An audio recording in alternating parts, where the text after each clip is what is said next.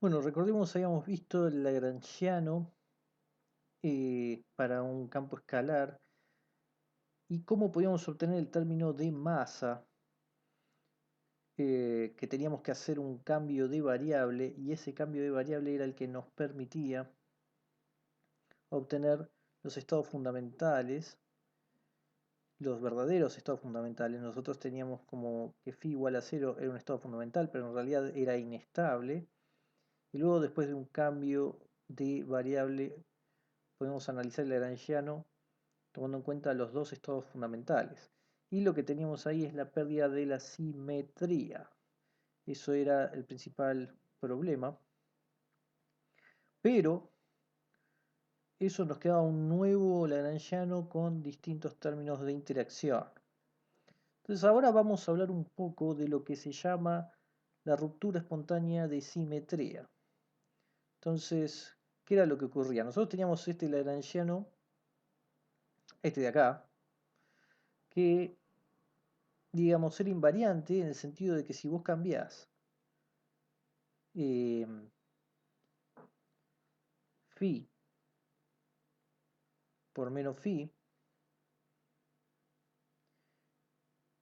se mantiene igual, ¿no? Uno tiene una invariancia, ¿no? Porque acá tiene dos términos de derivadas y acá tiene al cuadrado y a la cuarta. Pero cuando uno ya hace el cambio de variable y tiene eta, eso ya no ocurre. ¿Por qué? Porque justamente tenemos ya, por ejemplo, acá un término con eta cubo. Entonces, la reformulación del Lagrangiano ya no nos da una función par, la simetría se rompió. Pasó justamente porque el vacío no tiene la simetría del Lagrangiano. Entonces uno está obligado a trabajar con alguno. Y bueno, este que se llama ruptura espontánea de la simetría, ¿no? Tiene que ver el nombre un poco con que no hay nada externo que sea responsable de esta ruptura. Un ejemplo que se suele dar es el de la gravedad con las tres dimensiones, ¿no? Uno tiene arriba, abajo, izquierda, derecha, etcétera, adelante, atrás, pero cuando uno pone gravedad automáticamente, localmente, arriba y abajo ya no es lo mismo porque los puedo distinguir, ¿no? Eso sería como un ejemplo sencillo a lo que podemos referirnos con que no hay una cuestión externa. Entonces, bueno, no solo digamos, en la física que estamos viendo es donde aparece la ruptura espontánea de simetría, ¿no? Hay otras áreas muy importantes donde aparece eso. Y hay un ejemplo que es el clásico, que es que, por ejemplo, si uno tiene un pedazo de plástico, por ejemplo, uno agarra una regla, ¿no? Y la agarra con las manos, acá tiene una regla, y esa regla eh, agarra la regla, ponen los dedos uno arriba y otro abajo y empiezan a presionar, ¿no? Entonces, visto de canto, ¿no? Acá está la regla vista de canto. ¿Qué le pasa a esa regla? Bueno, en general cuando uno presiona esa regla, se dobla ya sea para acá o para allá, ¿no?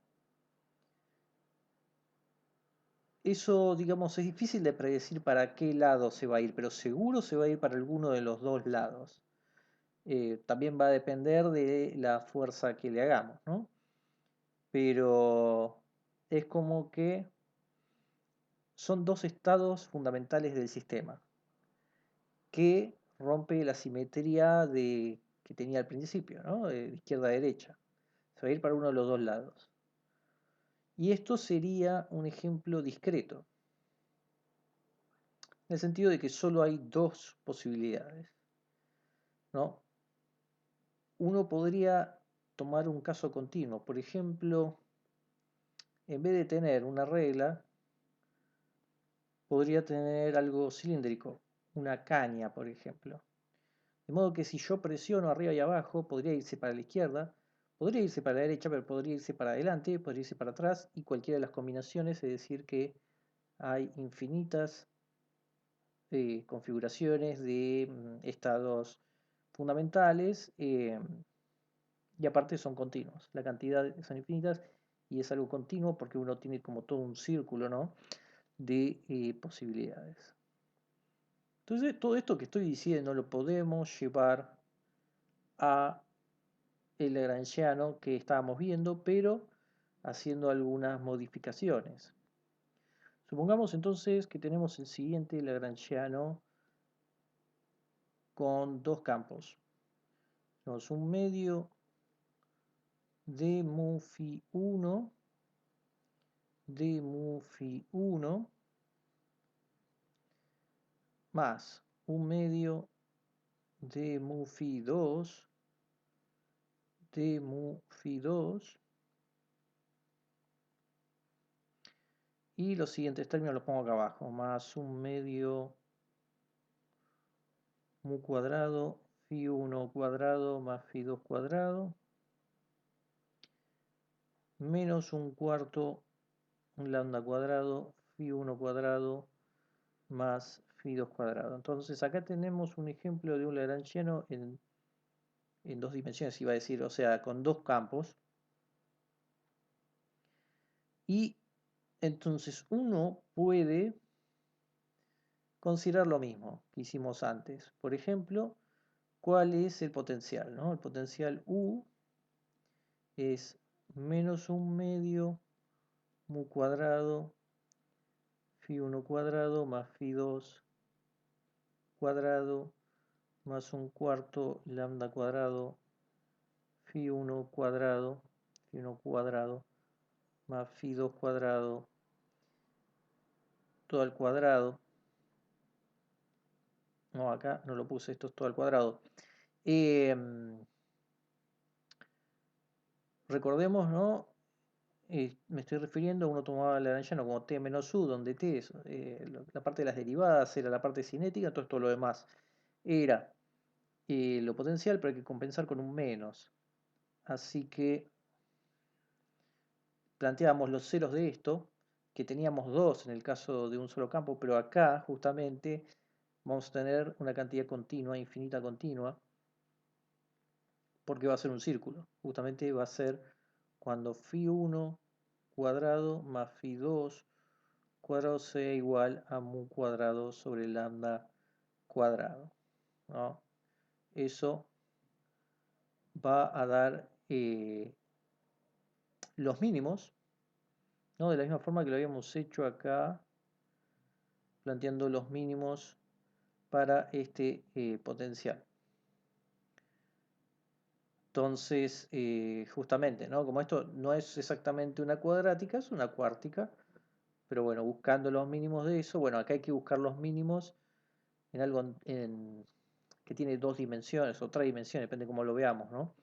¿Por qué? Porque en realidad uno tiene una cosa así, voy a tratar de dibujarla, ¿no? Acá estaría el U, que es de phi 1, phi 2, y después tenemos, por un lado, supongo que para allá está el phi 2, para allá está el phi 1, y entonces, bueno, nosotros teníamos en aquel caso esto así, pero acá va a ser un poco distinto. Vamos a ver cómo lo dibujamos. Sería algo así.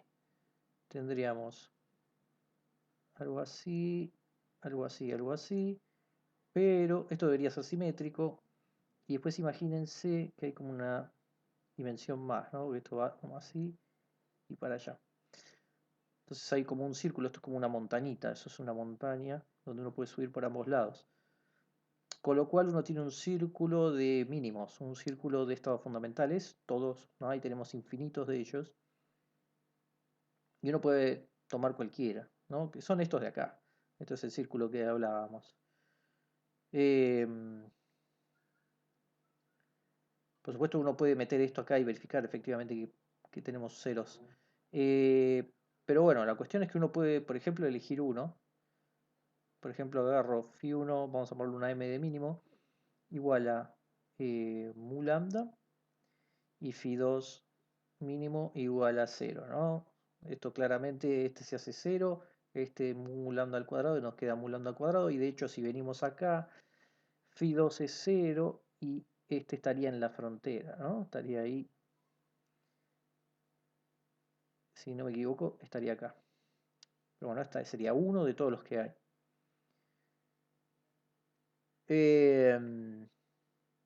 Entonces, ¿qué hacíamos cuando teníamos un solo campo? Planteábamos hacer el cambio de variable moviendo estado fundamental al 0 de alguna forma.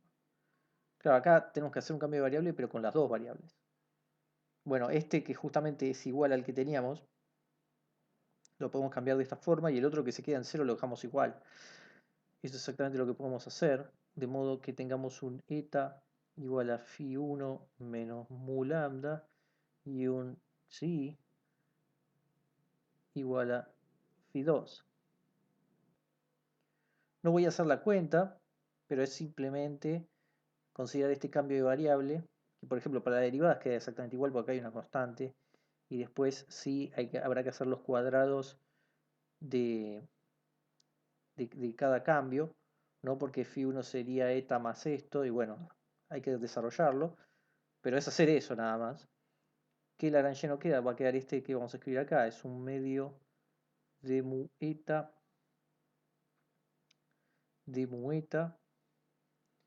menos mu cuadrado eta cuadrado.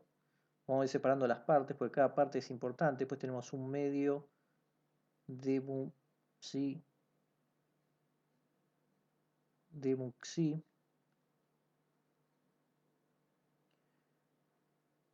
Y después tenemos más términos acá. Mu lambda. Acá ya aparece uno con eta al cubo. Después tenemos un término con eta cuarta, psi cuarta, 2 eta cuadrado, psi cuadrado. Y un término constante que ya habíamos dicho que los términos constantes no cambiaban nada porque son como una calibración en el fondo. Pero bueno, esto que tenemos acá ya nos da un montón de información. Fíjense lo siguiente.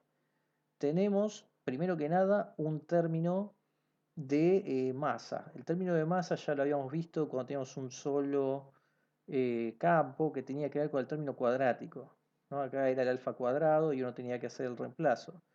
Entonces acá nosotros también vamos a tener para el eta, donde el eta está al cuadrado, ¿no? Eso nos va a dar una masa para el eta de raíz de 2 mu h barra sobre c.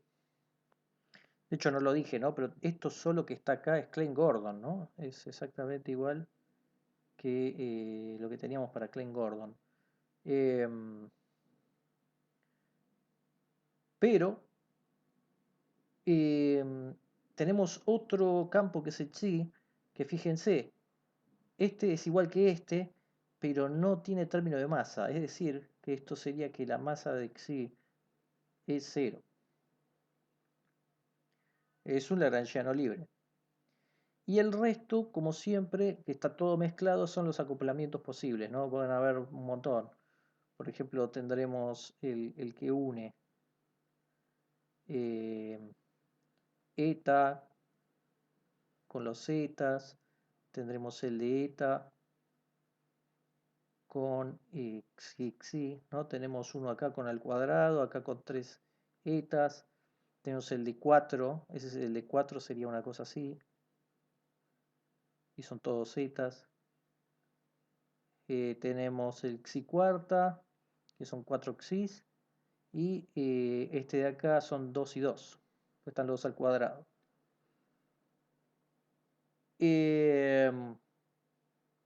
Así que son todos los acoplamientos, esos que están ahí. Entonces, pasó lo mismo que en el otro caso, el lagrangiano no es más simétrico, se rompe la simetría por haber elegido no uno de ellos, este de acá, un estado de vacío, específicamente este de acá. Y uno de los campos, que es el xi, es automáticamente, digamos, sin masa, no tiene masa. Esto se puede demostrar, es el teorema de Goldstone,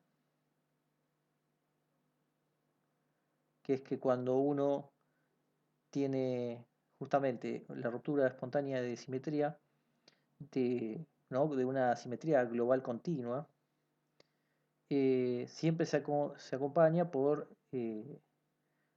¿no? Aparece un bosón de spin cero, se llaman bosones de Goldstone. O sea que esto es una consecuencia de lo que estamos haciendo y siempre van a aparecer, por lo menos así teóricamente.